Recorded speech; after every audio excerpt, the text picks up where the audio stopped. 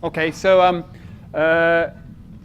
next session I'm going to sort of go back to pick up where we left off on my first session and talk a little bit more about, we hear covariance matrices coming up a lot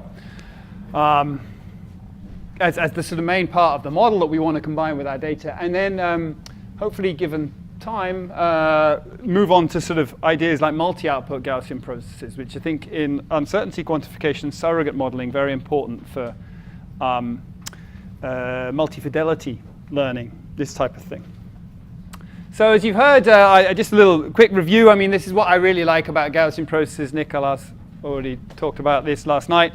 But there's this really nice aspect that the sum of two covariance functions is also a covariance function. And it's the covariance function resulting from if you've got process F1 and process F2, then the sum of F1 and F2 is given by the sum of the covariances. There's also this interesting thing that I think you can come up with specific interpretations of this, but it's less clear in general what this is always meaning. But this fact that the product of two covariance functions are also a covariance function. Nicolas also talked about that. And this is really useful. I just want to re-emphasize this in terms of when you're doing some of your designs, the fact that if you've got a Gaussian process f of x, and then you have some sort of deterministic function g of x, then h of x, which is f of x times g of x, is also a Gaussian process. Now this, why do I think this is particularly useful? You can get very imaginative with this one. The sort of thing, so I think in the automatic statistician they use this, I think this is the mechanism they use for, say, a change point detection. But so how would you do that? So if you've got a change point is like where you've got one style of process and then maybe you've got another style of process. Right? So you have some sort of high frequency thing and then sometimes a smooth. And you want to know what's happened when things change. Well, one of the things you can do is you can sort of think of a process f of x, let's call it f1 of x, and another process f2 of x. And then you can have the covariance for f1 of x. You can multiply it by like a squashing function. Right? So it's 1 here and 0 here. So it switches off this process. And multiply f2 of x by 1 minus the squashing function. So this function here is 1 to 0. So the sum of these is always 1. And so in this way, you can smoothly switch from f1 to f2. Now, you have to parameterize where you do that. So that's an annoying thing. You have to parameterize where you do that. You have to have a parameter that says, it's a parameter of this function. This function could be the sigmoid, for example, 1 over 1 plus e to the minus x plus c. Yeah, so c is giving me the offset of where this happens. And then 1 minus that for the other function. So you're adding a parameter to your covariance. You can't say, I'm going to have infinite change points occurring wherever I like. This sort of thing you might like to do, that change points could occur at any time, be non-parametric about it. So when you do this, you end up, because this is a parametric function, you end up introducing a parametric model back in. So I don't know if, I never quite know what people mean by semi-parametric. Maybe that's semi-parametric. I don't know. That's your gx there. Yeah, this is your g of x here. So this would be g of x and then y1 kernel, and then you would add a 1 minus g of x times another kernel to it. So the form of this would be, you'd use those two things together. So k of x, comma x prime is equal to g of x times k1 of x, comma x prime, g of x prime, plus 1 minus g of x, k of x, k2 of x, comma x prime times 1 minus g of x prime would be the final covariance you'd be using. And that gives you this switching effect, which is coming from f1 of x times g of x plus f2 of x times 1 minus g of x. And then assuming that g of x is in the range 0 to 1, then this will switch on and off. So you can imagine also doing it with little bumps. If you had little non-stationarities, you could introduce non-stationarities in that way, right? So if you've got a little chirp coming in, you could introduce a non-stationarity. Sounds great, doesn't it? But remember, then you have to have a parameter for every non-stationarity. So if you did it with a sort of, if g of x was e to the minus x squared, x squared plus c, or x squared x minus c squared, something like this. This goes between 0 and 1, so you could do it with this, and then it would have some width. Right, so you could do it with this and then have a 1 minus that, and it would bring in a little chirp from whatever this new function is. But then you've got a new parameter c. So in some ways, you're going back to a parametric domain. You'd have to fit that parameter. And we're going to talk a bit about how you fit those parameters. This is a covariance function that I think is quite interesting. It's not discussed much in the Buchner theorem stuff because it's not a stationary covariance function. This is a covariance function that arises by building a Gaussian process by taking a single layer neural network. So this is a basis function model where the basis functions are this sort of sigmoidal shape, and having infinite of them come together, summing them all together. And it's interesting. I like it because the covariance function is very unclear I mean, this is one of these ones where it's not interpretable to me. You know, you look at this covariance function and say, what is that covariance function doing? Sometimes you say, OK, this covariance function is very interpretable because it's saying it's a function of the distance between 2 points, and it's saying correlation is high when the points are close and it's low when things are far apart. This is the arc sign, the inverse sign of the inner product, scaled and offset, normalized. I mean, it's so this is between -1 and 1.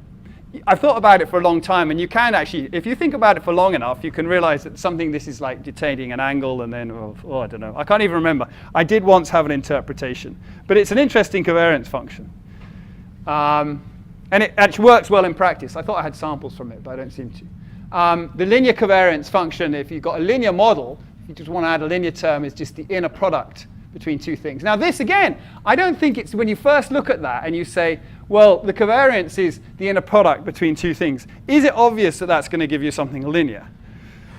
Well, maybe not, because here's the covariance. I mean, it actually is, if you think about, say, the marginal variance here is obviously just going to be, sort of, if it's one-dimensional, is going to be x squared. So at 0, it's 0, and then it's going up as a quadratic. So the function, if we looked along that line, would just be a parabola.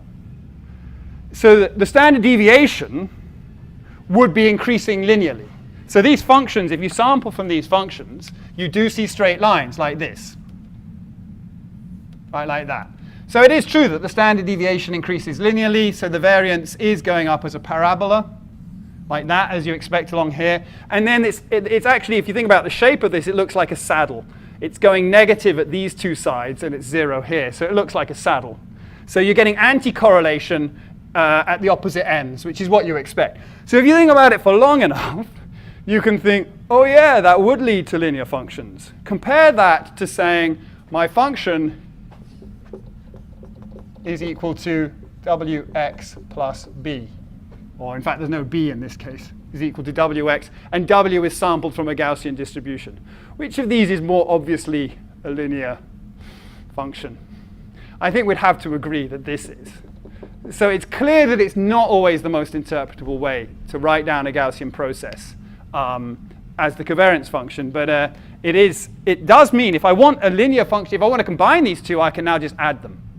That's why the covariance function is useful. It's the most general representation. So these are sort of samples from that. And that's an interesting exercise to do. Build a covariance of this form, an inner product covariance, and just try sampling from it as a multivariate Gaussian. And you will see, well, first of all, it will complain. It will say that's semi-definite. It's not full rank. So you have to add a little bit of diagonal to it to make it full rank, which is equivalent to adding noise. And then you'll see that off this big object here, you get these linear functions. It's a sort of, I mean, it's not useful, but I think it helps believe in these models.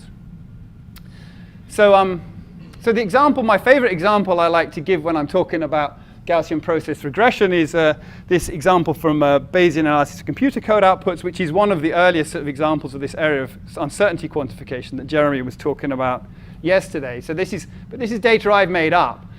So when we're combining data points with the Gaussian process, so we've got the covariance function defined, one of the things that is cute that they do is they don't really add noise to it. So they're interested in, say, running a computer simulation with the input being -1, and they get a particular output.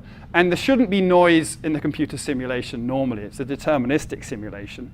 So they want to build surrogate models, or emulators, as Jeremy would call them. So they tend to call them, in Sheffield, they call them emulators. And more widely, I think surrogate models is also used. I think both terms sound fine. This emulator that Jeremy might build is such that if you put -1 into your climate model, you still get -2 degrees rise in temperature, and you put 1 in, and you get whatever, 1.3 degrees rise. Now, the cool thing is that process tells you what happens between these things. And this really maps onto that statement Laplace is saying. You use probability. Here, everything is deterministic. Philosophically speaking, it's a computer that's pushing these things out. And it maps onto what Laplace is saying is that you use probability to deal with ignorance. We don't know what the output should be associated with these input things here. We're making some assumptions about how we think it changes, probably incorrect assumptions, and we're using that to interpolate. So if we were to do that sort of design, we might then get another point there, and then we could update our approximation. I like this plot because it's a facet. As we add data, what happens? Well, our posterior collapses. And this is something you have to be very careful about when this sort of thing happens. In this case, I've used this RBF, this exponentiated quadratic covariance function, and combined it with the data. And the length scale is such that although this thing has infinite support across the real line, it's effectively numerically collapsing to a delta function. So with a limited amount of data, it's starting to become very, very confident. Now, Jeremy spoke a bit about this in terms of making sure that this doesn't happen to your discrepancy. There was a discussion about how you do that in practice. I'm not sure I fully understood the use of it. But this is what happens if you will fit by maximum likelihood. You'll become more and more confident if you have a fixed length scale. Because what we're saying is we really know the length scale, right? So we're not putting any uncertainty in the length scale. We know the length scale. We're observing data this close together. Now, for those who's got a background in signal processing, anyone? No, OK, so this will be a really useless thing to say. I'll say it anyway. This maps into, so there's the Nyquist sampling theorem in signal processing that if you sample at twice the rate of the maximum bandwidth of your signal, you will recover the signal 100%. People have talked about Buchner's theorem, right, which is saying that we have filters in Fourier space, positive measures in Fourier space. Now, if that positive measure was a step function, so if it was a square wave, so what Nyquist says is you've got a band-limited signal, so a step function like this. So over and above what, omega, there's no frequencies exist. And then what Nyquist says is if I sample at 2 omega, I can recover the signal exactly. This actually leads to a valid covariance function. What's the inverse Fourier transform of the step function? It's the sinc, yeah. So the sinc's actually a very valid covariance function. It's a really dumb one to use because it's being very confident about that there's no frequencies above a certain point. The exponential quadratic, as I call it, or the Gaussian, the RBF, whatever we want to call it here, is equivalent to a Gaussian in this space. So it's got tails dropping down, minimizing the high frequency values. It's infinitely differentiable, and that's because it's squashing high frequency values. The Matern classes of covariance functions are more like that. They're heavy-tailed. They're student T filters in these spaces. So they allow for higher frequency values, and they become non-differentiable. Okay? But the exponential quadratic has this issue, because although we're not recovering the signal 100%, although in theory it believes that there's probability off the line here, in practice it's super confident. It's pretty much numerically it will be a delta function, and you can get numerical errors with this, and it's because it's starting to approach this square wave situation, right? So this effect I like to show because it is quite similar to that Nyquist sampling theorem effect. It's not the same because it's not that we're recovering the signal exactly, because we haven't made such a strong assumption about the high frequencies. We've made a slightly weaker assumption. But the Gaussian is dropping off on these high frequencies here, so it's squashing out high frequencies. So that's something to be wary of. This is what we were talking a little bit about. In one dimensions, that can be a really bad idea. So this covariance function can lead to one problems in that case. So if we add noise, so the nice thing is we can think of noise as a covariance function which is just a diagonal. So it's just a covariance function which says everything's independent. And if we add noise to these sort of examples, then instead of interpolating exactly through the data point, we'll move either side. We're being pulled back to the center slightly here, you see? This is the same setup. I've sampled this data from the actual covariance function, right? So I know that this is data that's coming from the model. So this data point is a little bit lower. This one's a bit higher because the Gaussian process with that exponential quadratic covariance is saying pull towards the center. So it's sort of saying pulling it in a little bit. As we add more data, once again, we get a tube. And the width of this tube with enough data, will narrow down to our noise variance. Yeah? Because it will become, in this region, very confident about the function itself, but it's got noise on top of it. If you see enough data here, it can be confident about the location of the function, but there will always be this residual noise. So this level of the residual noise is visible there.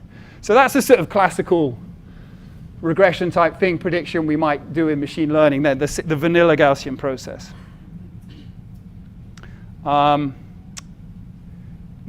the nasty thing is, in general, we often don't have Gaussian noise, and something that's been touched on, we've talked about a little bit, certainly in the breaks, is what happens if the dependence of your observation is not just a Gaussian corruption of this.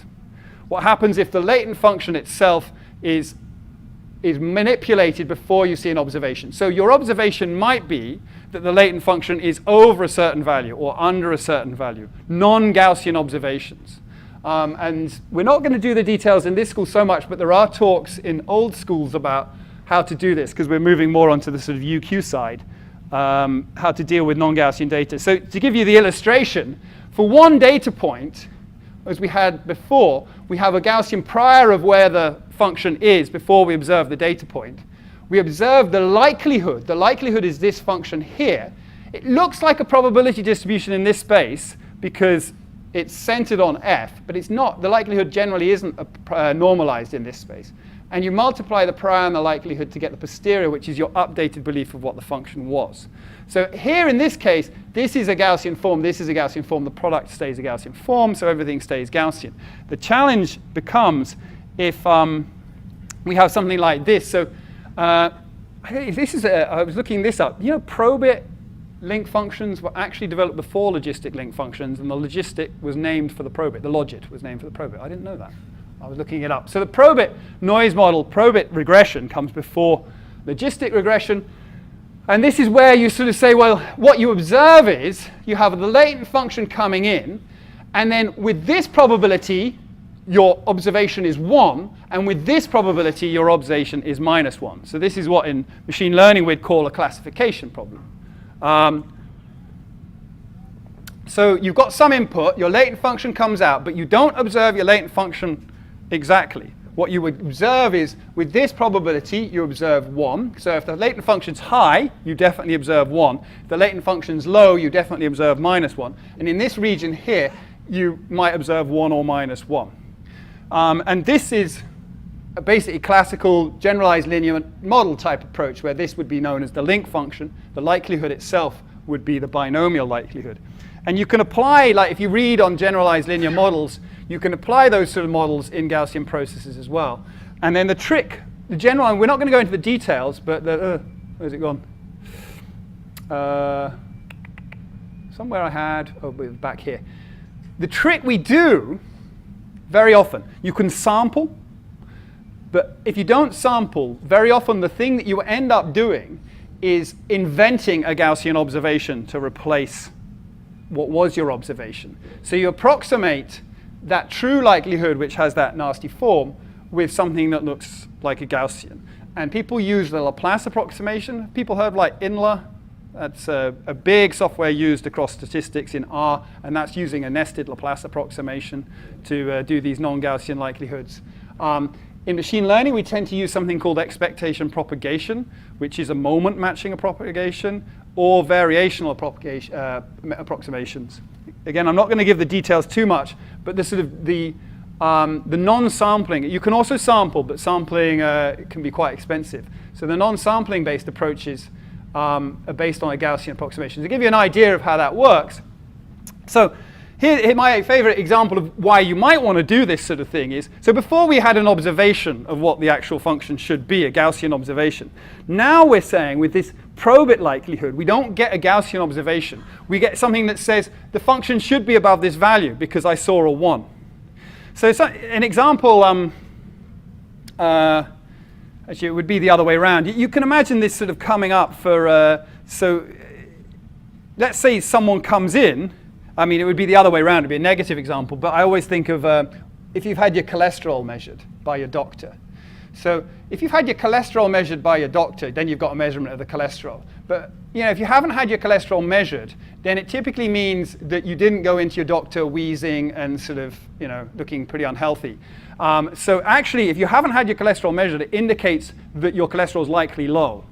So if you wanted to include that sort of observation in, and you had a regression model where you were seeing observations of people that were high, but then wanted to include people who hadn't had their cholesterol level measured, you might have a sort of a function like this. It would be the other way around to say, well, we expect low cholesterol. Now, obviously, if that function was up here, then it has no effect on the posterior. But in this case, where it's saying it should be positive, if we multiply those two together, we get a rectified Gaussian. Now, the reason we use the probit is because the rectified Gaussian is actually a one-dimensional tractable distribution that I can plot. But assimilating it in the inference, then projecting that back into the Gaussian space is ugly. If we do this multiple times with the Gaussian process, we get intractabilities. So what we do in EP is we approximate that with a Gaussian. So we replace, so if you're doing Laplace approximation, the approximation occurs over the entire data set. It tends to be faster but less accurate. This approximation tends to be more accurate but slower, and we actually do it on each data point individually. So you take this non-Gaussian approximation, and then you say, I'm going to match it with a Gaussian that has the same variance and the same mean as the rectified Gaussian, or truncated. I can't remember. The distribution's got a name. I think it might have been invented by, or named by O'Hagan, actually, oddly, for other reasons, not for Gaussian process reasons. And then you replace it with this approximation Q.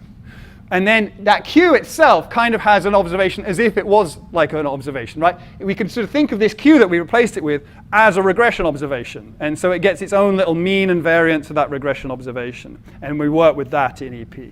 So that's the sort of techniques we use for dealing with that. Here's another one, an ordinal noise model. So this would be like observation, which is of the form small, medium, large.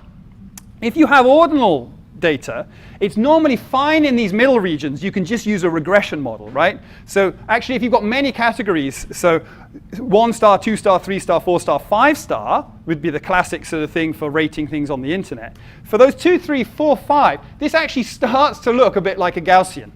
Yeah, it's actually quite a light, it's lighter tailed than a Gaussian. But it's not too bad in those 2, 3, 4, 5. But the 1 star thing is interesting, isn't it? Because if you watch a movie on Netflix and you rate it 1 star, there's a whole load of things you might be saying. It could be like the worst thing you've ever seen. It's really, really negative. Or it could just be like, meh, Or if you rate something 5 star, people's ideas can saturate. So when you use these ordinal models, sometimes it's important to reflect with these probits. These are effectively probits at either end. So that this, because people are saturating when they rate things 5 star. An application where this comes up was Wi-Fi localization with Gaussian processes. So if I'm going to have a robot moving around the room and it's measuring the strength of the signal of the different Wi-Fi access points, it measures them in bars. That's the data you get, 1 bar, 2, 3, or something equivalent to that. So if you're really close to the access point, you get up here, you still measure 5 star strength. Or if you are if you're in Kuala Lumpur, you still measure 0 stars. And if you don't take that account in the noise model, then you get a very corrupted representation of the space when you try and reconstruct the localization. So these things can be really important, and it's one way in which you can go nonlinear. So let me just pause, take questions there. Any questions on that point? Yeah. So this is probably a basic question. You use a negative one instead of 0. You success failure. What's the advantage of actually doing success failure with a 1? Why not 1, 0? Yeah, no, you could use 1, 0. Yeah, reasonable question. So going back to so we tend to do the reason we do it is because it makes the maths a little bit cleaner. Because you don't have to keep writing 1 minus y in the way we happen to. With the probit, it makes the math cleaner. Because inside the argument of the probit, you just put the y in front of the x, and that flips the axes around like that. Right. So for cleanliness, and it's a machine learning thing. But yes, you're absolutely right. You could. So the question was really, why have we used a -1 for failure instead of a 0?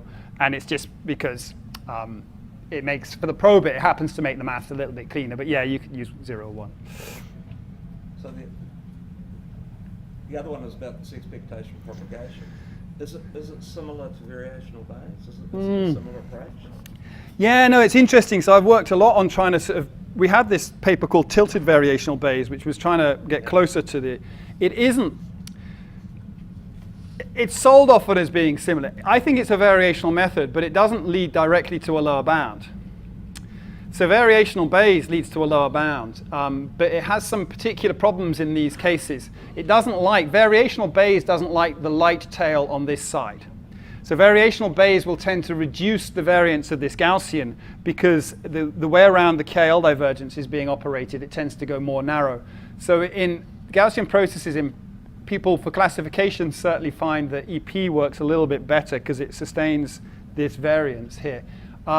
So there's a debate about whether it's a variational method or not. But it's sort of slightly outside the class, and it doesn't have that nice characteristic of a lower bound.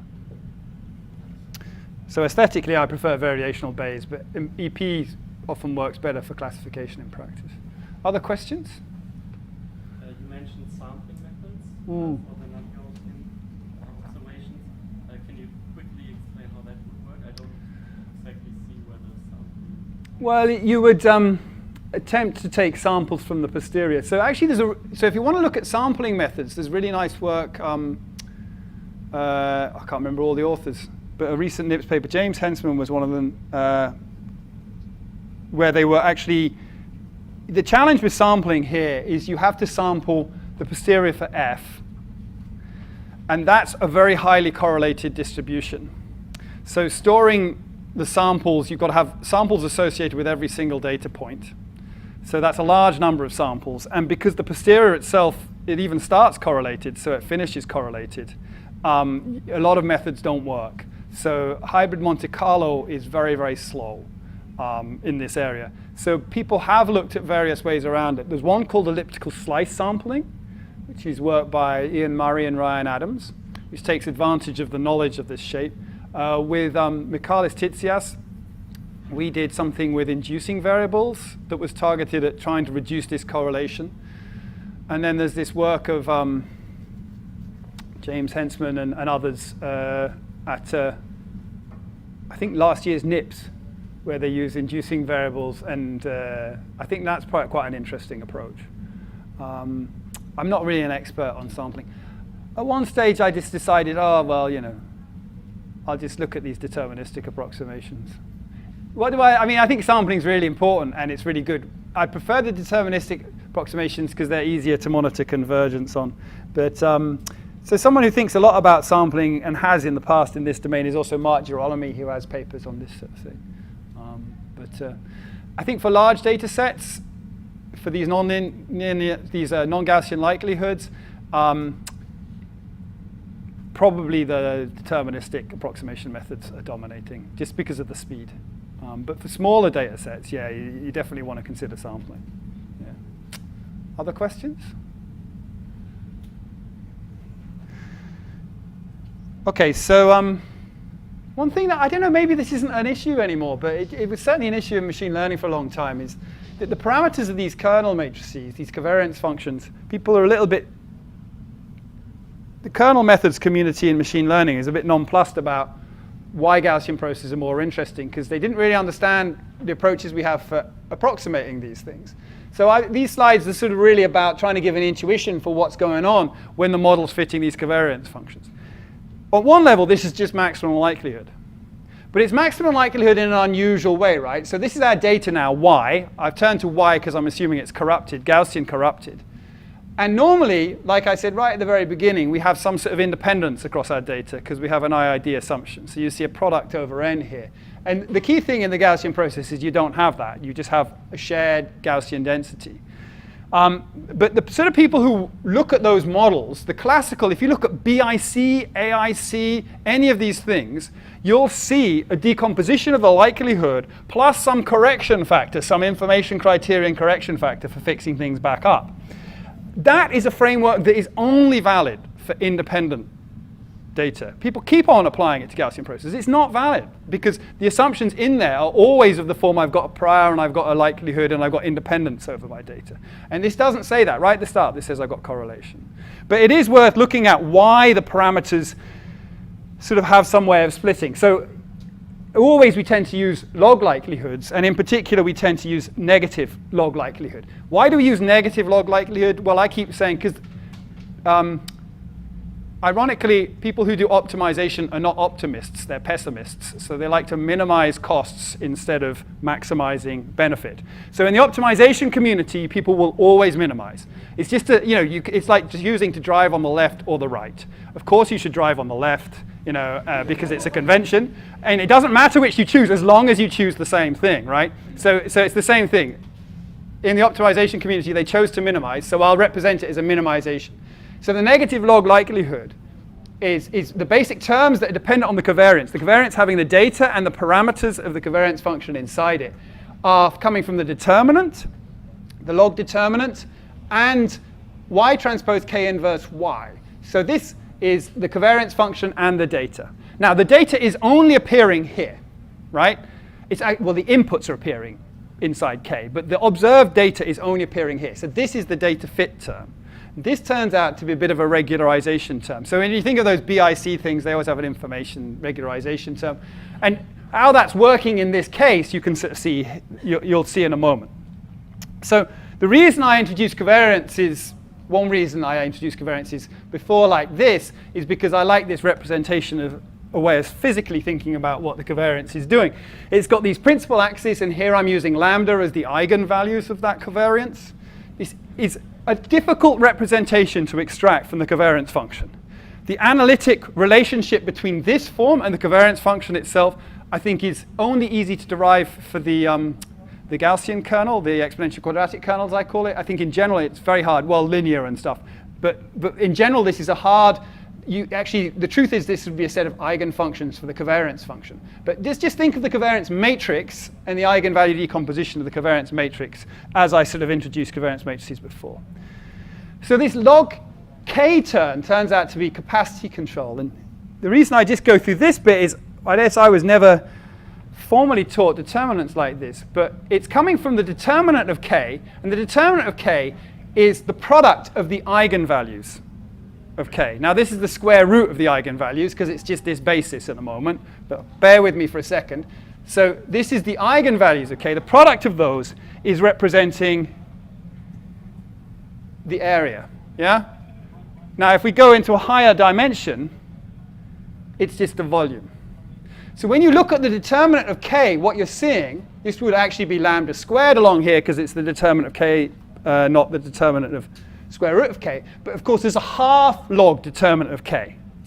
So it's log determinant k to the half. So you're looking at the square root of this. So you're actually looking at this volume.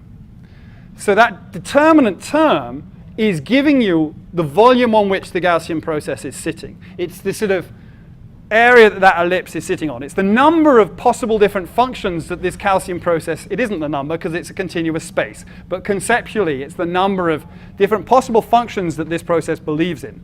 So the larger the determinant, the more functions this can represent. So that's why it's capacity control. You're trying to minimize the determinant. You're trying to minimize the number of functions you represent. But you have a data fit. Okay, yeah, and so just on that sort of issue, the nice thing about, I always like the fact that, of course, if you rotate this space, the rotation of this space is what gives you the covariance, but rotation doesn't affect that volume. That volume stays the same, which is an intuition as to why determinants are based on the eigenvalues, the principal subspace, because they always represent these volumes for these symmetric matrices, or the square of the volume. So the reason, of course, if we weren't to square the volume, we could have negative values of lambda and we get negative results out. So what's going on in that determinant is somehow it's the squared volume square rooted. Okay, so the data fit term is slightly different. So because here I'm trying to show a parabola. So I've shown two contours. It's not a Gaussian distribution anymore. What the data fit term is saying is I've got I've got a surface that's defined by k, it's defined by the principal axis. Here I've made them axis aligned. But this is a quadratic surface, right? It's quadratic. So it's 0 at the center, and then whichever way we go out, we go up, right? So to minimize this term, I'm showing as a function of y1 and y2. So if we have an observation y1 or y2 coming in here, to fit this term better, we want it to be further down the contours towards the center, right? We want to minimize again. So we want it to be towards the center.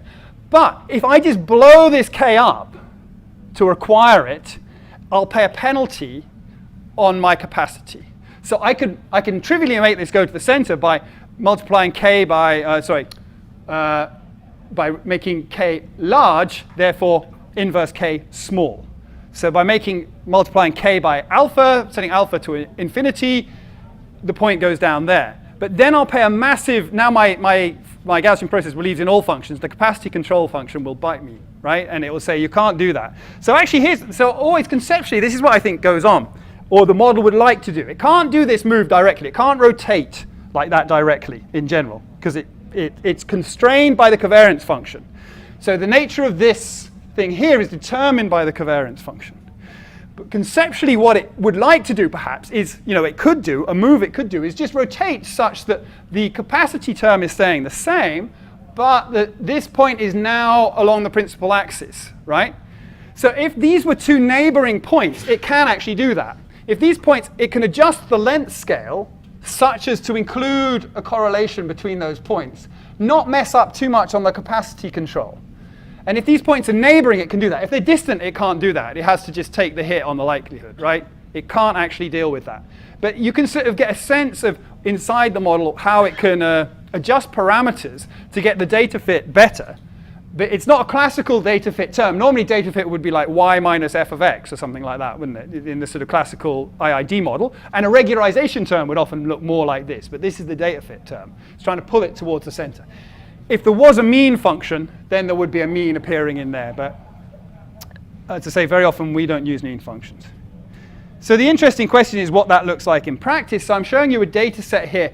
And I'm just going to vary the length scale. So I've set correctly the noise value and the variance of this model. And I'm going to change the length scale along this axis here. And I'm going to show you in blue the capacity control, in red the data fit, and then the sum will be in purple, which is the thing we're actually minimizing. So as I sort of change the length scale, what I get is I get a worse data fit, but a better capacity control. Okay, so this is now at the sort of longest length scale. And the capacity control is great. I can't model many functions because they're sort of getting more and more linear, the things I can be interested in. And the data fit's going, yeah, but you're totally missing out on the data. You're not getting the correlations that I'm seeing between these 2 points right. Now, on some of them, there's a minima. OK, so we'll go back to that minima. And it's quite a reasonable location, right? So it's sort of compromise between the data fit isn't the best, which was over here, but the capacity control isn't the worst, which is over here. And actually, the parameter I did use was length scale 1. Of course, in practice, the minima would be either side of this. It wouldn't be exactly 1. We're just showing discrete things around here. The minima is likely left or right of this because we don't have enough data to really require that minima. There should be uncertainty about that minima. So questions about that? So that's the sort of thing we need to do. Remember earlier I said we introduce parameters into the covariance function to find, say, a non-stationarity. So that parameter would be in the covariance function. It's a nonlinear optimization, though, to find it. And as we'll see in a moment, it's not necessarily convex. Yeah, so a question about the data fit term. So from your previous slide, it seemed that you want the kernel to have a y as eigenvalue. Yeah, well, if y, so yes, if y is aligned with the principal axis, the data fit term will be good. Yes. But isn't it sort of like ill-posed then, in the sense that we don't really have any, our data doesn't really say anything about the other directions of Well, this is just showing you, this would be, I can only show you fitting like 2 y's because I only have 2 dimensions. So in general, it's going to have to compromise between how it moves things. So right, it might be, this is why it's quite an ugly optimization problem. It might be that a long way apart, like in the first sample we showed, that the 2 points are strongly correlated. But then by setting the correlation for those, all the points in between aren't correlated. So it pays a hit on those. So this is happening in very, very high dimensions. So there will be many points lying outside here. So, and that's always going to happen. So it can never be, and you can't rotate like this. You just can't do this move. All you can do is change the length scale, which has an effect on this covariance function depending on what x is. So you're sort of, Yes, so you could go to a really flexible cast of kernels, which would be just say K is just a positive definite matrix. And then the answer would be that K equals Y transpose. But of course, you've not learned anything. So this is the interesting thing. All you've done is you've got your data, and you've just, because you've got an indefinite covariance matrix then, because it's a rank 1. So if you take away all the constraints of the covariance matrix, it's just a Gaussian fit. So the answer is that K is equal to the observed empirical second moment of the data, which is single vector Y transpose a rank 1 matrix. So you will get a better likelihood with that, but good luck doing anything with it as a follow-on. Yeah. So the constraints are sort of important in some sense. Okay.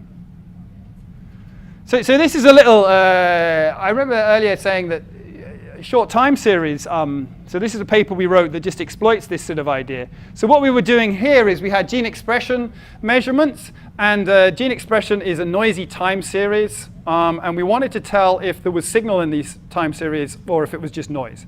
So what we did for 30,000 genes, we fitted Gaussian processes to each one, and then we were interested in looking at how much noise there was relative to the signal.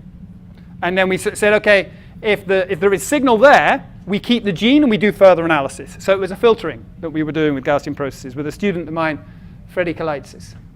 Now the reason I've taken this example is because out of those genes, there was one where the optimization surface for the parameters we had, which was the overall scale of the process, the noise, and the length scale, was nonlinear. Sorry, nonlinear, non-convex. And that's illustrated here. So this is the likelihood of that process as we vary the length scale, log 10 length scale, and I've put two parameters together, the signal to noise ratio. So there's an overall scale, but I can fit that overall scale. It turns out that's a fixed point equation. I can always fit that with a fixed point. So for every point in this contour plot, which I've explored exhaustively, I didn't use clever Bayesian optimization techniques. For every point in this contour plot, I've fitted the overall scale exactly, and I'm showing you the signal to noise ratio. So this is a very high noise and low signal. This is a very high signal and low noise. And I'm showing you the variation of the length scale. Now, it's probably a little bit hard to see, apologies for the smallness, but there's two modes. There's one there and there's one there, and there's an entire ridge of solutions, like an edge in the Peak District. So let's just have a look at that. This is a mode. So it thinks that this is a valid solution, and it's at a signal to noise ratio of 1.96, so it's actually off the plot. It's all the way up here. And a length scale of 1.2, so around here, right? So it's this mode here. Do you think that's a good fit?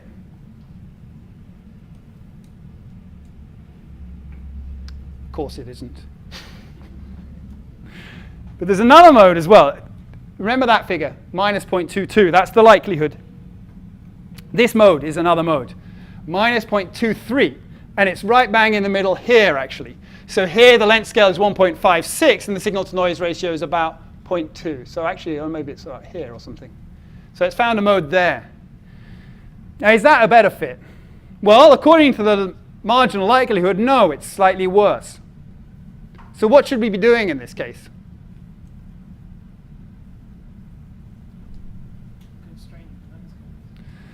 Constraining is what people try and do in practice. I think it's very naughty. Don't do it.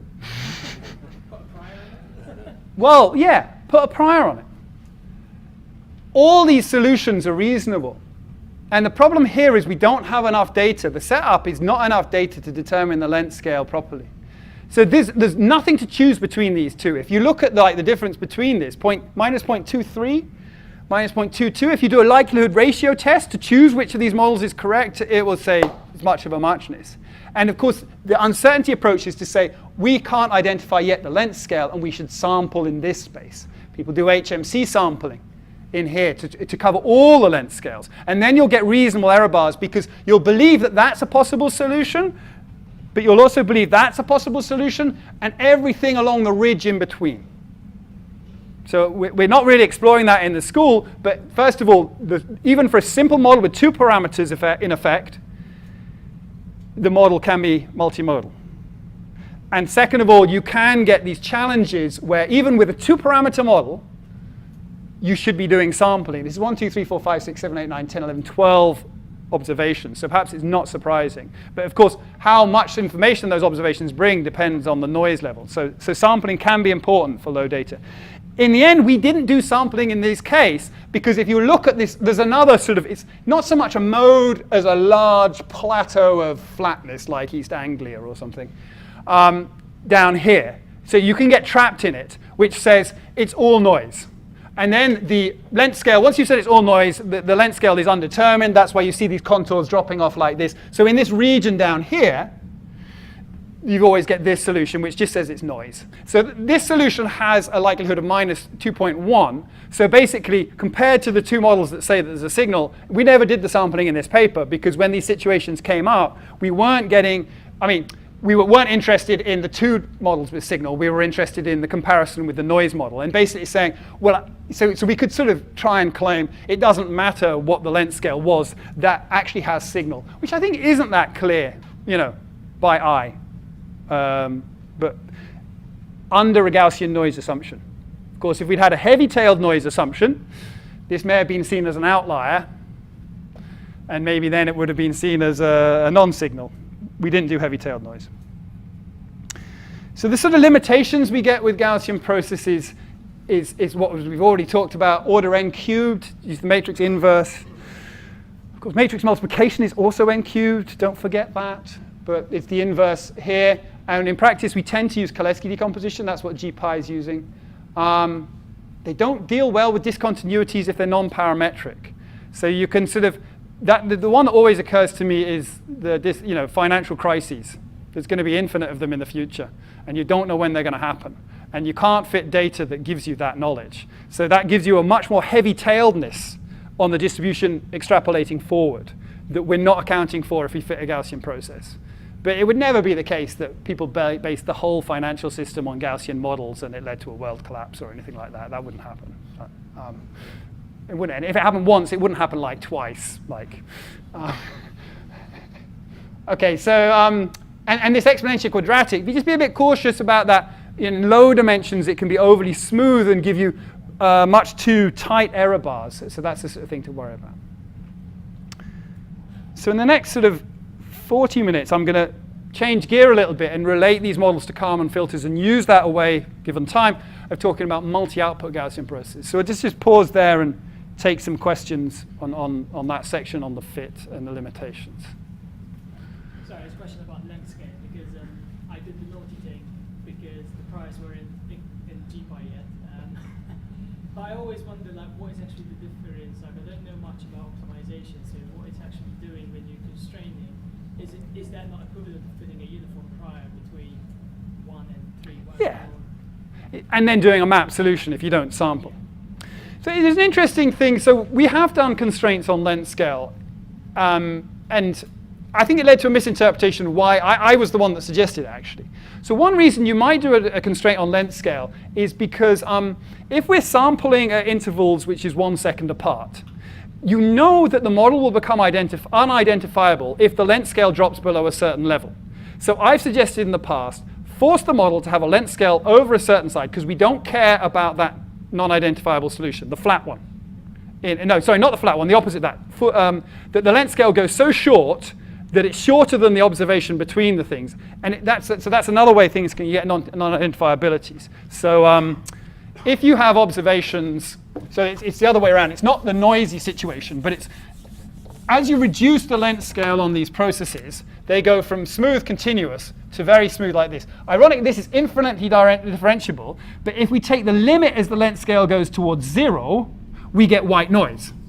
Infinitely differentiable white noise. That's why limits are nasty things that you should let mathematicians deal with. So you get, as you reduce it, you start to see white noise. So the solution of what I've suggested in the past to sort of constrain the length scale is there's an unidentifiability between a Gaussian process with a signal that is such short length scale that it looks like noise and just noise.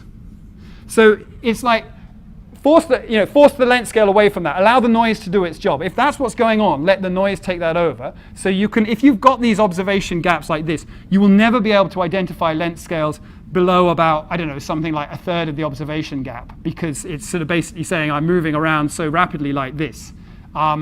So I have done constraints on it for that, but it's sort of more of an optimization thing to avoid the fact that there's unidentifiability. I want the noise to be the thing that is controlling that, yeah? I think Aki's got a paper on archive about it where they just use the Nyquist criteria that you said. Yeah, Nyquist criteria, these sort of ideas, and it's just a hack. It's like a rule of thumb.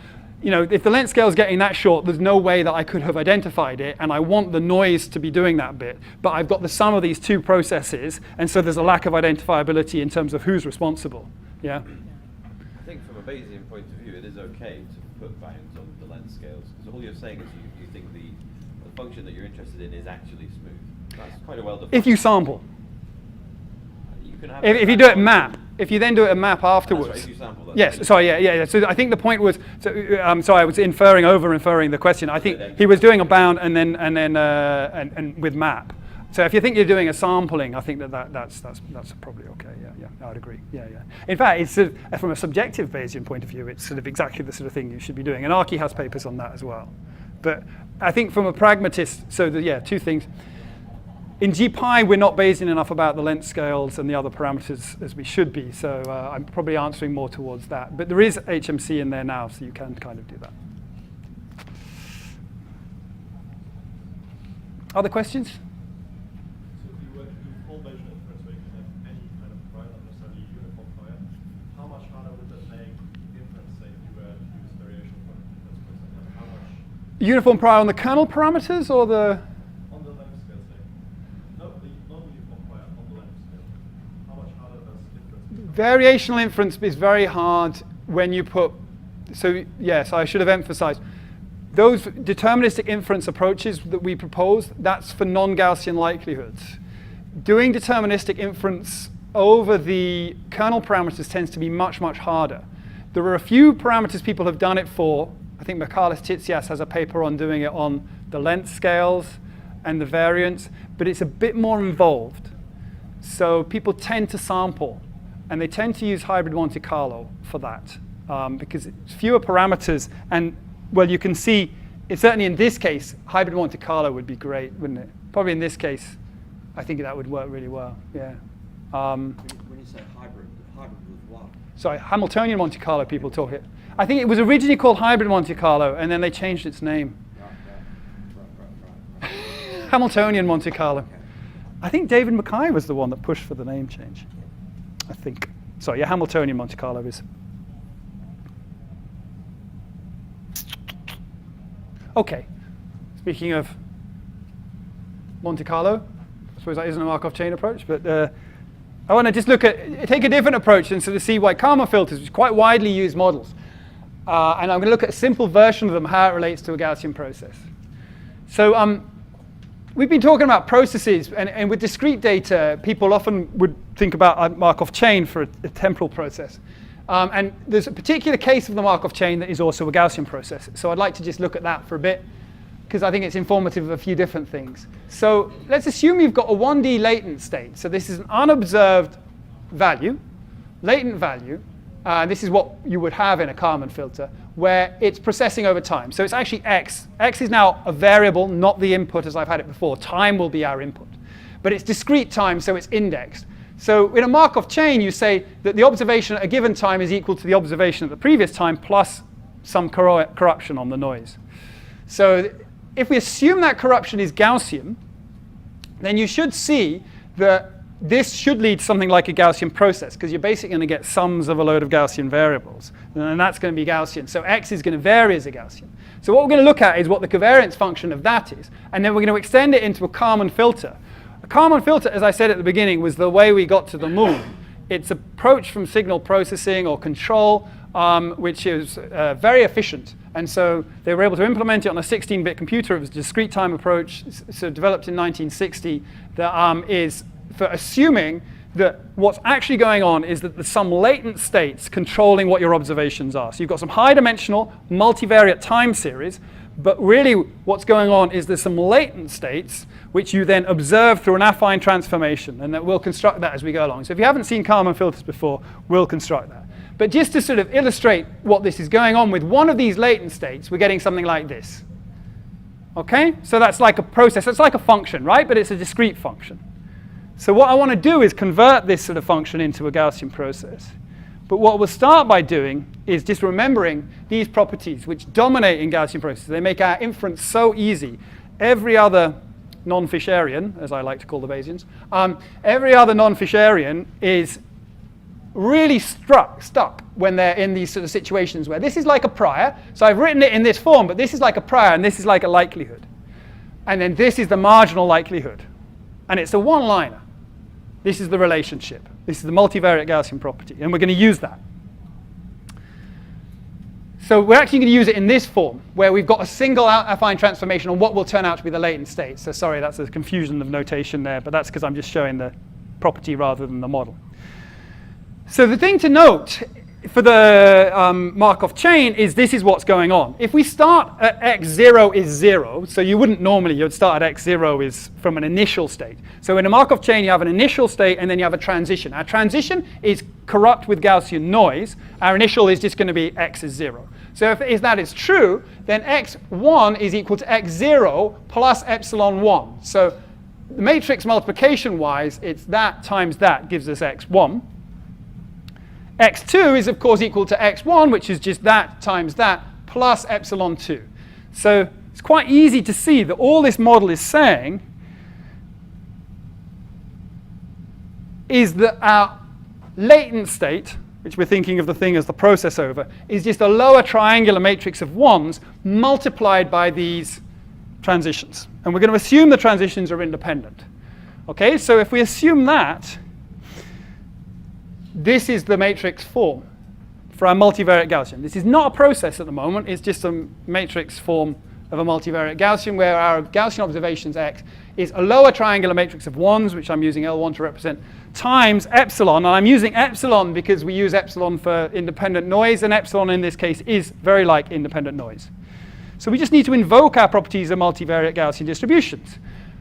Trivial. To work out that x is now distributed as L1 times alpha times L1 transpose, where the alpha comes out because that's independent, and this is just the variance of that noise there. So that's the covariance matrix. It's not a function yet because we've got discrete time, so the rows and columns of this. So it's a function, but it's a function of discrete time, right? And we could build that as a function of discrete time. Questions about that? So this is like for a simple Markov chain, most trivial thing. Not trivial that you shouldn't, I may have explained it badly. It's trivial if you don't understand it, and you should be asking a question because it must mean I explained it badly. Okay, good.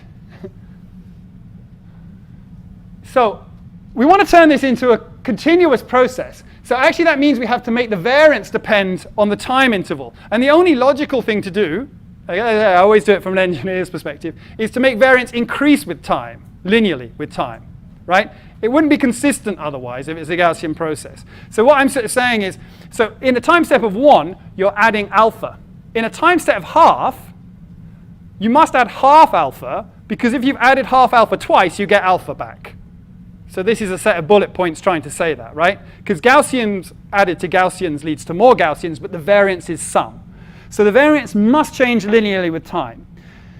So what we're going to do is we're going to do one of these things where we start take limits, and the first thing to taking limits is introducing the sort of delta t. So what we're going to say is, okay, the time interval now, we're going to introduce time intervals that aren't 1, and we're going to say that according to whatever the time interval is, then our variance of increase in alpha is delta t times alpha, and that's our covariance matrix. So if that's the case, then the question is, what is the covariance function, which is effectively the I, jth element of that matrix? And so I'm just extracting that out and writing it here. So alpha delta t I, we haven't taken the limit yet, but this is the ith column, sorry, the ith row of the lower triangular matrix, and this is the jth row. And what you get in this matrix multiplication is you get a little inner product. So actually, so this vector would be from the kth row. Now, in that vector from the kth row, the first k elements are 1 and the rest of the elements are 0. So when you take the inner product between these two, you've got a sort of 1, 1, 1, 1, 0, 0, 0 type thing forming. So the actual value of this inner product is the minimum of I and j. Because let's just look at the form of that matrix again, because I see a few confused faces. So we're taking the inner products between rows of this matrix, the ith row and the jth row. But each of these rows is 1, 1, 0, 0, 0, 1, 1, 1, 1, 0. So if we take the inner product between these two, it's 1 times 1, plus 1 times 1, plus 1 times 0, 1 times 0, 1 times 0. So it's always the inner product between two rows is equal to the minimum number of ones in the row, which is just equal to the minimum of I and j. So it's this sort of little odd thing that you can replace that with minimum I and j. Now, if you define delta t times I, remember I is the time step moving forward, so delta t times I is just time, the time of the ith point. And then because it's time of the ith point, if you pull the delta t inside, it doesn't affect the minimum.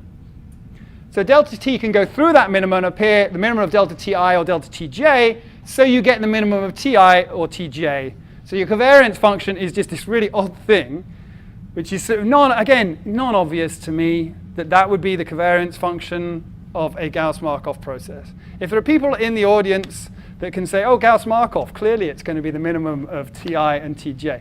It's a well-known thing, actually. This is a random walk, a Gaussian random walk, and this is well known to be its covariance function. So it's not the Kalman filter yet, it's just a Gaussian random walk. Some nice properties of it. Well, it looks like this, right? But if we think about the marginal variance of the walk, it starts at 0 because I forced us to start at 0. But it goes up as the square root of time in terms of standard deviation. The variance is increasing linearly, so the standard deviation is going up as square root of time. Well-known property of a random walk, it departs from the origin in standard deviation that varies as the square root over time. And that's readable right directly off the covariance function. So again, I'd say, I don't think this covariance function is super interpretable. Not at all. In fact, I'll show you something in a minute that is way more interpretable. But it's super informative about what's going to happen to this random walk over time. Where, if you set a particle on this way, where you expect it to be in 1,000 years, distribution of where it's going to be. But that was known for other reasons by other people. So this is what these random walks look like. Totally non-differentiable. And this is the sort of prior that's sitting in behind these latent functions in Kalman filters. So Kalman filters are known as smoothing things, but rather oddly, they're totally non-differentiable. But you don't tend to see that because people will show you the mean function and the variance around it or the standard deviation around it, and that will look smooth. So that's something I think probably is always worth bearing in mind. The sample paths are often not smooth, but the mean function could be smooth because the mean function is the average over this. The mean of these in the end is 0, which is smooth. Flat line, of course. A really cool thing to do, again, I've wanted you to do loads of things in your spare time with sort of making these covariance functions and playing with them. Build that covariance function, that matrix from before, which was that thing I showed you before, and invert it. Invert it in MATLAB, Octave, Python, R, however you want to invert it. And then you see this. This is the precision matrix. And you see that it's tri-diagonal. It's got zeros all the way off the diagonals. This is way more interpretable. Why has this got this form? Anyone know? It's the Markov property. It's the conditional independencies. This matrix here, the precision matrix, represents the conditional dependencies in the distribution. So if there's sparsity in those conditional dependencies, as there is, this is a Markov chain. So this is always worth, in graphical models in machine learning. I've lost the rubber. I'm sure that's my fault. Where's the rubber? Oh, there it is. I'll put it there. So these conditional independencies arise in the precision matrix. Why? Because the form of what I'm saying is p of x 5 given x 4 times p of x 3, 4 given x 3, so on and so forth, so on and so forth, so on and so forth. There's a structure there that is this chain-like structure. So in machine learning, sometimes we draw this as a chain structure, as a graphical model to sort of illustrate this. When you think about this, in this particular case that we're doing, each of these is a little conditional Gaussian distribution, right? The product of all these Gaussian distributions is also a Gaussian distribution. But bear in mind that in that quadratic form you create inside here, so you're going to get x's appearing in here. You've got something inside here, which is the inverse of that is the covariance. So this sparsity structure doesn't appear in the inverse of that, it appears in that itself. it appears in the precision matrix. It's representing the conditional independency. So you get something, this matrix here is sparse because the relation, there's only, when you look at this, there's only a relationship between x5 and x4. And there's a relationship between x4 and x3. And there's a relationship, that's exactly what you're seeing between here, these values appearing. But the way that the final Gaussian looks, that's appearing in the precision. And it's inverted to get the covariance. So you get these sparse structures only for time series, actually, because you can't, spatial processes, you can't get these conditional independencies the same. They occur in time series. And of course, if you look at the RBF, this totally freaks me out. Does anyone else like almost get a headache looking at that picture, or is it just me? This is the same plot for the exponentiated quadratic, which is not Markov. It's infinite order Markov, so it's not Markov, right? It's infinitely differentiable. There's this weird association between differentiability and Markov that I've never really understood properly, actually. Just as I think I understand it, I ask someone who knows and say, so this is trio. And then they say, no, that's not correct at all. That's also how I know I don't understand quantum mechanics. But what you see in this precision matrix here is, yes, you've got this diagonal dominance that the most relevant thing in terms of your dependence, your conditional dependence, is your neighboring point. Fine, no problem. But then you see that you get these weird bands going all the way out. And in theory, those bands are non-zero up to infinity. In practice, of course, numerically, they become zero relatively quickly. But these things are sort of showing you that this point here is conditionally dependent on, I shouldn't have been going down there, I should be going down that way. Conditionally dependent on all these points before. So you can't write it in this form. It has to be P of x5 given x4, 3, 2, 2, 1, so on and so forth. And of course, it's dependent on every point you've never even observed, which is why we don't represent processes with their precision matrix, because you can't build a consistent process in that way. Because if you sort of try to specify this in this way, and it wouldn't be consistent because there's a bunch of things you haven't even observed or might not know that you've observed. OK. Questions about that? Why is the second matrix you showed periodic in age? For reasons that are probably beyond me. You're right, it is sort of interesting, isn't it? It's, if I could guess at an interpretation, so it's to do with the fact it's infinitely differentiable, so it's very, very smooth. So the main band is saying proximity points are really important. But if I then look at a point a little bit further away and move it up, it tends to move my point down. So it's that sort of twisting, it's like balancing. And then if I go points 4 away and move that up, my point will go up as well. You get this kind of positive, negative, I think, would be my guess. That's interesting. And that also sort of shows that in some sense that's quite an interpretable thing to think about, even for the process which, yeah, you know, it's a nice explanation, yeah, because there's a sort of bending moment type effect. That's it. Points which are a little bit further away still affect you. Yeah. Trying by playing around with the toy. But it's a good spot. That's all I know is that that's what makes my head hurt. I mean, it's just my color choice. It's even worse on this screen. Oof. OK, so other questions? If you'd like to extend to a multidimensional input case, could you consider perhaps additive Gaussian processes? Multidimensional input for Markovian properties. Yeah, perhaps if Gaussian process per dimension and then use You could. So this is interesting, isn't it? And this is what's interesting, what will happen. So that's a nice idea. It's a nice way of thinking about it. And I'd not thought about it like that. So I'm just thinking on the fly. So yeah, we could say time series 1 in that direction, time series 2. So now we're going to get the conditional independence by adding these things together. But the things, of course, we have to add are not this matrix, because that's the precision matrix. In order to combine two processes in that way, we have to return to the covariance matrix. And I suspect what you'll find when you do that and add the min across t and t prime and the min across t2 and t2, or x1 and x1 prime, and the min across x2 and x2 prime, and you'll find that the sum of those doesn't have a sparse inverse. Because that's exactly what happens. There's another process called the OU process, which is like this. You derive it by having this process, but having a force pulling you towards the middle, like this process in a parabola. And that's, the form of that is the same as the exponential quadratic, but with to the power of 1. So it's like a Laplacian form. It's a double exponential form. And you sort of think the same with that. So, okay, well, this surely if I extend this into multi-dimensions, I'm going to see the same sort of, you do. If you invert that matrix and in one dimension, you see this same sparsity pattern. And I have done this to test in If you extend it to multiple dimensions, you get off-diagonal elements appearing. Because an ordering in that higher dimension is much harder to talk about. It's the sort of thing that real mathematicians think about, not me. And you need that sort of conditional independence. If it's a discrete system, fine. But that's another bell warning for you, that it's very hard. So you'll see very often Gaussian random fields being used to represent spatial things. So let's say this is Yorkshire, the greatest county. We're in it right at the bottom. If you go too far that way, you end up in Derbyshire. There's Derbyshire here.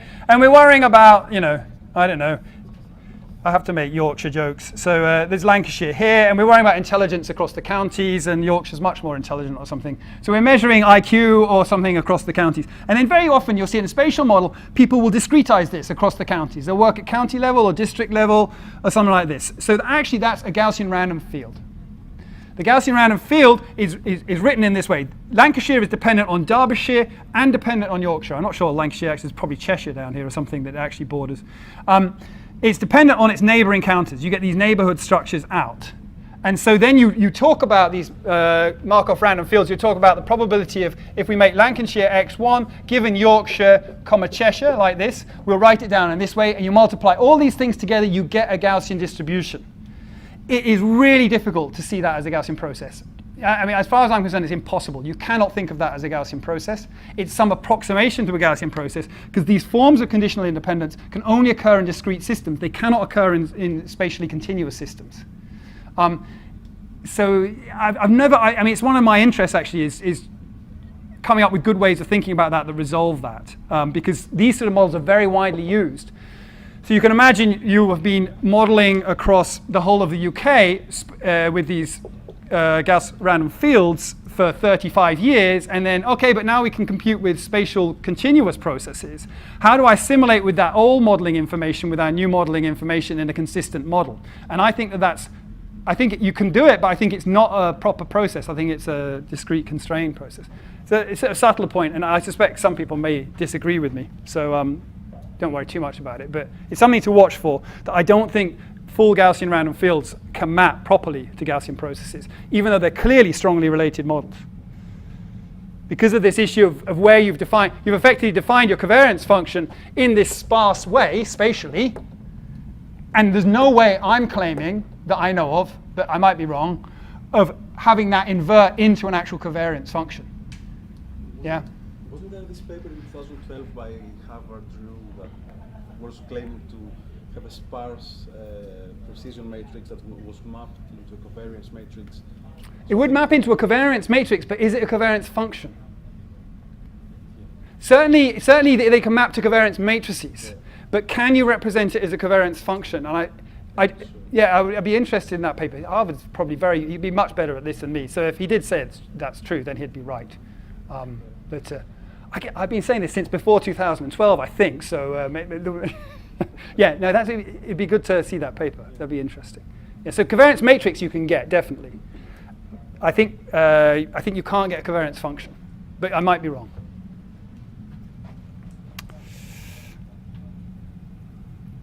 Okay, so actually with the Kalman filter, you don't just do that. What you do is you don't have one Markov chain. You have like several Markov chains running in parallel, and they can even be correlated. But let's ignore that. Let's just assume independent Markov chains running in parallel, and then at each time point you map them out with an affine transformation to an observed higher dimensional observation. So I always work in design matrices. So I'd write this as this. This now is one row of a design matrix, which is the different latent features at time point I. So this is time point I, and it's all the latent functions at time point I is an affine transformation between my P observations. So I typically say that's Q dimensional, and that's P dimensional in high dimensional space.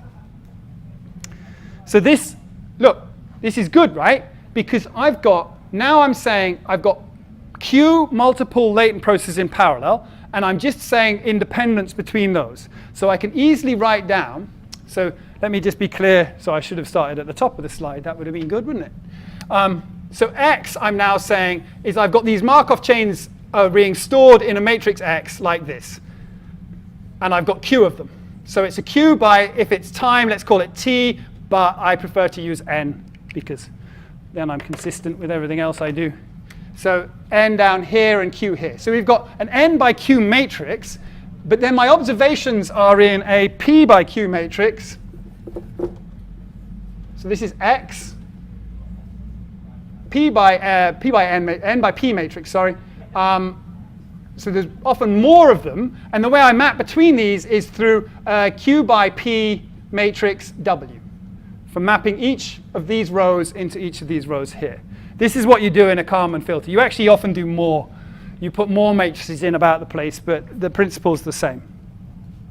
Now this is great because this x I've got a Gaussian distribution over, and this is just an affine transformation. So we already know immediately that we can compute the covariance of the Kalman filter. Annoyingly, this is correlated in this direction, and this matrix multiplication is occurring in this direction. So actually, in this direction, the model is independent. In this direction, it's correlated. So each one of these x's is what I'm saying. Each column of x is drawn from a Gaussian process, but then independent across those processes. So we need a little bit of new linear algebra to deal with that. And what we do is we think about this as a multi-output system. And your classical multi-output system, the simplest thing you can do is just assume they're independent. So these are now Q functions, and we're just assuming they're each independent. But if we want to talk about them from the same process, because we might want to talk about the correlations between those functions, this is what we do. We represent them with Kronecker products. So I'm going to go through Kronecker products in a moment, but you can think of this thing as I Kronecker K as saying independent processes. So X, these functions, I'm now stacking them one on top of each other. So I take this matrix X, and I take each of those columns and put them on top of each other. So I've got a vector. You'll see stuff about matrix variate normals. They are a limited class of distribution with specific assumptions in them. Don't get all excited about matrix variate normals. The most general thing you can only ever do is stack all your data on top of each other and talk about the process between all of those different points. So that's what we're trying to do here. We're trying to say, take that matrix, we column stack it to form a vector. Now we can define a Gaussian density over the vector, because we know about multivariate Gaussians. In this case, it happens to be one that's independent, and we use Kronecker products to indicate that. So a Kronecker product is a tiling operation. So if I take this matrix, Kronecker, with this, it just tiles these. So who's here seen Kronecker products before? Yeah, well, everyone. I don't need to spend any time on this. No. So quite a few people have seen it before. They're useful because this tiling operation has all sorts of cool properties, such as the inverse of this is the inverse of that times the inverse of that. And so they give us a whole load of way of operating with them. So I like to illustrate them a little bit like that. So I'm sort of scaling this matrix in this way. Now, of course, what we're doing for this case is just this. So this is our min t prime with 3 data points. I've colored it as we colored before. And this is just saying that the covariance of the whole system is I Kronecker this. So it's 0 off, and then it's got the t prime. So it's just saying, oh, each of these processes is independent. It's block diagonal. But what we need to do is, if in this case we're stacking the marginal distribution over time, we get the block diagonals. So the marginal distribution for any of those processes, just as we've seen before, would be the sort of top block. But we could also stack over the columns. So it's like driving on left and right again, isn't it? I mean, it happens to be that MATLAB, if you do the colon operation, stacks this way. So you stack over the rows, stacks on the columns. So have I been saying stack on the rows? Yeah. So stacking the columns is the MATLAB way, which we've been looking at so far. And we could also stack on the rows. And the cool thing with these Kronecker operations, if you stack in the opposite way, it just inverts the order of the Kronecker operation, K, Kronecker I. So I started with that Kronecker operation to make the sort of independencies clear. But this Kronecker operation looks like this, like a harlequin or something. And now it's very clear that if you look at the marginal now, the marginal is of this thing here, which are independent processes. And this is the matrix. OK, so what we want to do is relate each of those rows with the observations by an affine transformation. So we multiply it by this way, and then we add some noise, possibly as well. This is different noise to the one I had before.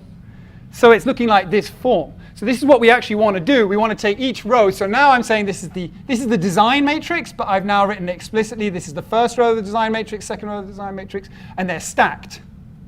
They're stacked by rows now.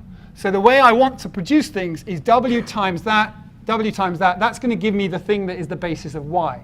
So you see I'm just mapping it into that form that's giving me a matrix times the thing I've got a distribution over. And then the nice thing about that is that it gives me the covariance of this form.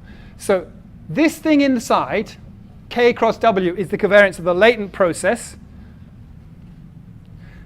I want the covariance of this latent process, which the way I've stacked it now is K cross I instead of I cross K. And this is just I cross W.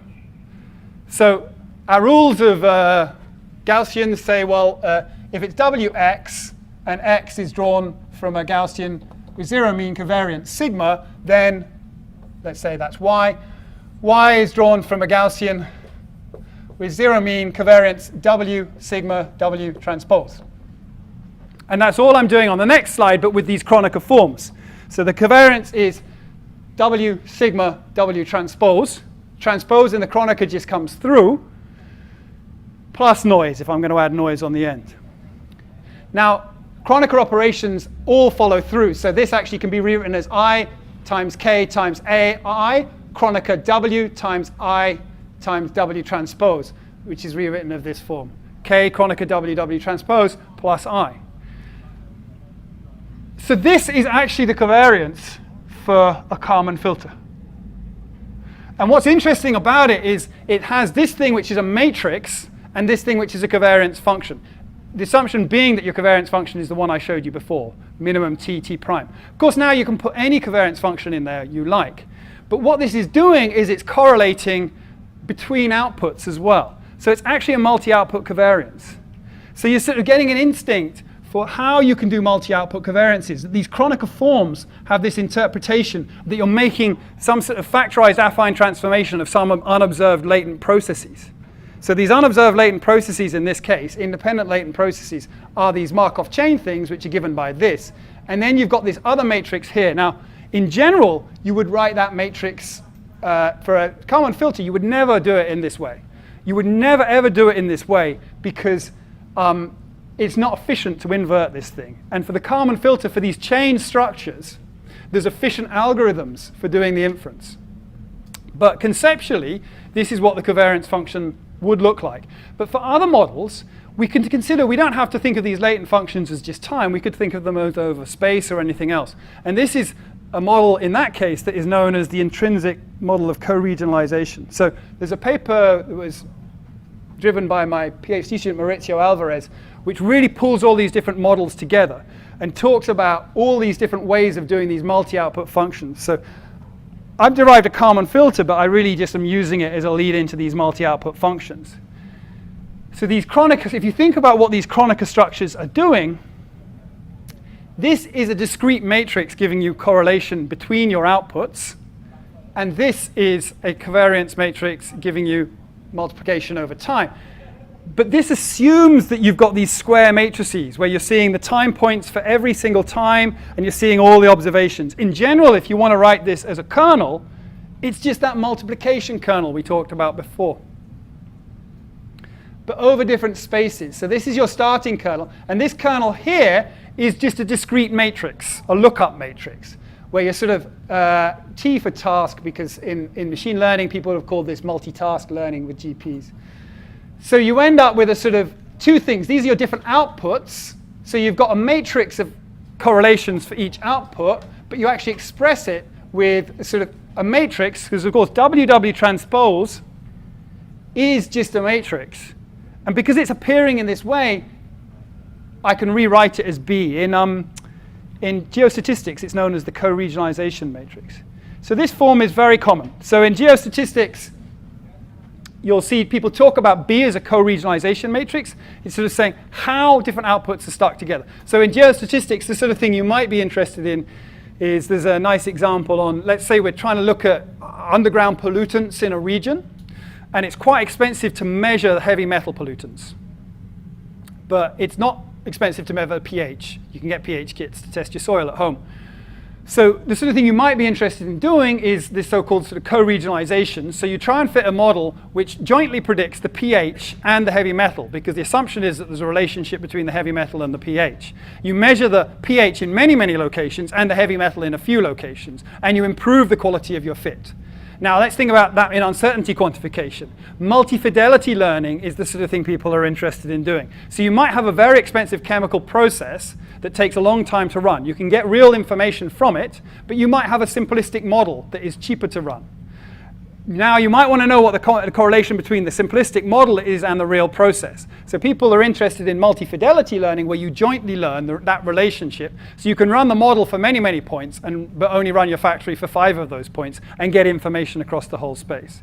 So this is the sort of trick people are trying to do. And here it's being expressed in a co-regionalization matrix. I'm about at the end, so I'll kind of quickly go through how you expand that. So in our paper, we call this the class of separable covariance functions, because their structure is written in two forms like this. And this is actually a particularly simple way of looking at it. It has some problems, but you can easily extend this to say, well, what I've actually got is the sum of a bunch of these. And this becomes very complex very quickly. In fact, I would warn you, we tried doing this. We thought these models aren't that powerful. In fact, Maurizio's entire thesis was about convolutional multiple output functions, which we saw as a much more powerful class of approaches, and indeed it is. And we were all ready to sort of dismiss this class and sort of show that they couldn't do anything in comparison to what we did. But Maurizio was a very good PhD student, so he implemented these methods properly and found that they actually were very performant, certainly in terms of interpolation. In fact, they're highly performant because they're so well parameterized. Because you can build these sort of things by summing a bunch together. Now, if you've got, let's say, 10 different outputs you're trying to measure simultaneously, you've now got matrices which are 10 by 10. Every time you add one of these in, you're adding not 100 parameters, but order 50 parameters in. A very large number of parameters. There's also sort of various interpretations of what's going on in here. Because remember I said affine transformation. So that leads a clue to something here. Originally, there's a rank associated with this matrix, right? So if you make this matrix rank 1 by having it just as a vector, it's 1 latent process, 10 output processes, right? But if you increase the rank of this matrix, if you make it full rank, then it's like 10 latent processes, 10 output processes. And that's always worth thinking about, because a really good way of constraining these matrices is to make them low rank. It makes things much more interpretable in practice. And I'll try and illustrate that briefly with some samples from these things. So we call this the class of the sum of separable kernels. And the interesting thing is, you can get a lot of gains if you've got the separable computationally, if your data's laid out relevantly, and you throw all that away as soon as you add the sum. Because the inverse, all these Kronecker inverse tricks, they don't work through the sum. There's some things you can do, like try and work with the spectral decompositions. So in geostatistics, it's called Kriging. You'll have heard David mention Kriging. And they did most of the pioneering work in multi-output GPs. The reason it's sort of less known about is because their language is so different. They're talking about the same thing, but they talk about the variogram, the semi-variogram. Maurizio really dug deep into that, and you can see it all there. So actually, this model is known in geostatistics as the linear model of co-regionalization. So that's probably the most correct name for it, because it goes all the way back to sort of 78. So every machine learning, we've invented a whole load of new things which can all be seen as special cases as that. So here's the sort of thing you could imagine. So you can imagine weighted sum of latent functions. This is what's going on in the linear model of co-regionalization. That's the physical way I like to think about it. So there's something called the semi-parametric latent factor model, which can, I want to go into details of that, because I'm just running out of time. But just to sort of illustrate what's going on in these sort of things. So here I've gone back to using an RBF as the input. So you could have a multi-dimensional input. It's not restricted to time anymore. And I'm showing you what this covariance looks like for where you've got 1 latent process and 2 output. Now this one's particularly lame, because all it's saying is what you observe is one function that is one of those latent processes plus another function that is 5 times one of those latent processes. That's the rank 1-ness of this matrix B, the co-regionalization. So if you look at samples, it's not very exciting. All it says is that function is 1/5 of the height of that function. So at this point you think, meh, not that great. But as soon as you start getting it a bit more complex, even this one isn't that thrilling. If you make this full rank like this matrix is, this is now 2 latent functions being weighted in different ways. The exact weighting is, it's undefined because it's WW transpose, you lose a rotation. But you can think of it as 2 latent functions being weighted in different ways and summed together. And so if you sample from that, it's sort of less obvious. This is no longer one is a scaled version of the other. So already with this is called the intrinsic co-regionalization model, you get something interesting. But it gets really interesting when you allow for this type of structure. So this could be a low length scale process, or this is a long length scale process, this is a short length scale process. And they've got different co-regionalization matrices. So the way to think of this is 2 latent functions, one short length scale, one long length scale, being weighted twice to 2 output functions that is all being summed together. So you can see why things get quite complex quite quickly. So now this is much less obvious what's going on, because you've got one co-regionalization happening across these functions. So clearly, some of the short length scale functions have moved together, and you've got the correlation going up. But there's another short length scale function that gets to move perhaps independently of this one, we don't know. So not all of these short movements are mirrored across the correlation. So when you start to think about just these linear combinations of these different things can get some quite complex effects. So complex effect that I think actually becomes difficult to interpret what the hell is going on. So often you might want to do, so this is a model called the semi-parametric latent factor model. This is quite a nice way of doing it. They didn't motivate it the way I've just motivated it, but going back to different length scale functions but reduced rank scalings is often much more interpretable in terms of the result and reduces the number of parameters involved. So, I mean, it's less powerful, but this is a model proposed by Yi Wai-Tei and Matthias Seeger and Michael Jordan a few years ago, before we knew about linear models of co-regionalization. And I think that that's an interesting thing to do. Okay, I don't want to sort of say too much about that, but you can also see that these models have been, well, certainly there was a bit of a spasm about 5 or 6 years ago of people starting to use these models in computer emulation for these multi-output systems. And people are now interested in multi-fidelity modeling, and I think that these models are potentially an interesting way to go to deal with where you're trying to interrelate multiple functions. You're still doing it in a linear way, right? You don't get away, you're still doing weighted linear sums of some bases. These bases in this case are actual functions.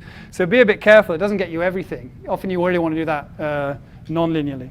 But that's it, and I'm slightly over, so we'll take a few quick questions. The slides, I think, are now online, my slides, so you can find this and these references here, which give you an idea of the scope of this work. What's very interesting and perhaps frustrating about Gaussian processes, you see the different fields where these works have been done. So this work, which was 2008, is independently done from this work, which is 2009. And this work here, 1997, is the geostatistics equivalent. Look at this one here, 94, Noel Cressy, intrinsic co-realization, which is effectively that model and may also be the application of that model. So I do really like the paper that Maurizio wrote. I can say that because he did all the work. The one I've highlighted here. If you're interested in this, Maurizio did an amazing job on the literature survey. He probably didn't catch everything. But this paper tries to bring it all together and show what the different approaches are that were in the literature up until 2011. Okay, thanks very much. Questions?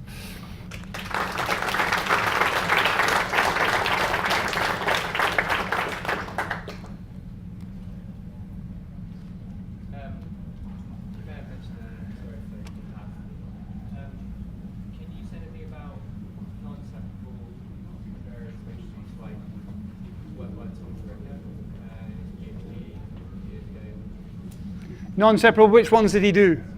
I was just trying to get the paper out right. So Tom actually came, we had this workshop, Ian was there as well. Tom came to that workshop. Yeah, where's Jeremy? Jeremy, one of the organizers is jocking off.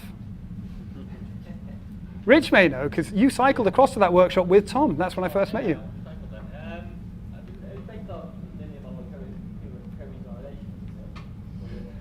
The linear model of co-regionalization is non-separable because it's a sum of separables. Oh, okay, maybe I was getting confused then. Yeah, it may have gone beyond that. I can't quite remember. Yeah, maybe I think I was Yeah. So, and I guess the challenge with them is that they're very heavily parameterized and they're easy to overfit. So there's an example somewhere online of, so to try and illustrate these multi-output kernels, I took this data that Mark Girolami and Simon Rogers have in their book, which is sprints at the Olympics over the years. And it's a cool data set because the 100 meters has always been run, male, not always for female. And like the 400 meters, apparently they only decided women could run it in the 60s, a little bit shocking. But if you want to then back extrapolate how fast they would have run in 1896, you can try and build co-regionalization models. So you can say, let me co-regionalize across all the sprinters and try and get a back extrapolation. I don't know if that's the right word. It's really dodgy work. Small changes in your structure can lead to massive overconfidence about what it was, way too small error bars. The thing I found I needed to do in the end, that the best model was the one where I said, let me just do a rank 1 co-regionalization model across each of the events and across each of the sexes. So I had some sort of structured co-regionalization model that said that there's a ratio between male and female performance and that there's ratios between 100, 200, and 400 meters. So it was super interpretable, and that was the only model when I got the result that I actually believed in. If I tried these general sum of separable covariances, it did some nastily overconfident stuff. And another point on that is non-separable is very easy to do because all you have to do is build a covariance that is x, d, x prime, d prime. That's the most general thing. Everything else is a constraint. So you can have any imagination you like where you include the task inside. The challenge is making that interpretable. So like you could build a Gaussian process that's a multi-output Gaussian process. You just use an exponential quadratic covariance function and augment it with an index that says what the output is, or encode the index within that process. That's valid. But is it interpretable? And indeed, that's how GPy does this. So GPy will do these multi-outputs by including an index to specify the output. It says I'm going to accept a covariance function in that way, but then it treats those different indices separately. I think that there's this issue then about how, what you want to express about the output that is key. And so the sort of work Maurizio and I were doing was non-separable, but it was convolutional. So you had convolutional effects. Yeah, so I think there's always this tension between the separability and the interpretability. With respect to the convolutional process kernels, so do you experience difficulties especially in evaluation of the kernel itself when it's expressed as a convolution? So for example, you're talking about the computational complexity of inverting the kernel matrix, that's well known. But there's also a complexity in evaluating the kernel function if your kernel function is especially convoluted. Yeah. No, it definitely can happen if things get really complicated. So the nice thing about it, you can think about all sorts of things. Another multi-output covariance function that we did work with James Hensman was, and Magnus Rattray, was we were looking at Drosophila evolution of gene expression across multiple species, multiple experiments done in multiple labs, and building a large-scale multi-output covariance where he also put time warping in over it. So that's really cool. But I do remember Maurizio trying something similar during his PhD thesis, and there were so many small sub-experiments that the number of terms in the sum we were getting was getting really, really large, and it was getting really slow to compute. Yeah. So it can be a bit of a headache because you get an enormous sum to compute. It's like, I mean, this is the sort of thing you can do now, right? You can consider the experiment being done on this individual in that lab on that day, correlating across those in a structured way, which gives you some interpretation, versus this other individual in this other lab on another day. But yeah, there's a trade-off because your model gets more complex. Other questions? Okay, so have we got the food? Right, I'll go on for an extra 20 minutes. Is it supposed to be here? Yeah, it's supposed to be here. Yeah, okay. Is it outside? Check if it's outside. So just you can take other questions, or you can, I don't know, whatever, while we're waiting for lunch. You can go up. Okay, that's it then. Good. Mingle around, yeah. How you doing? Nice to see you. Not good, not bad, and how are you? Yeah, pretty good, pretty good. I think the last time I saw you was probably that.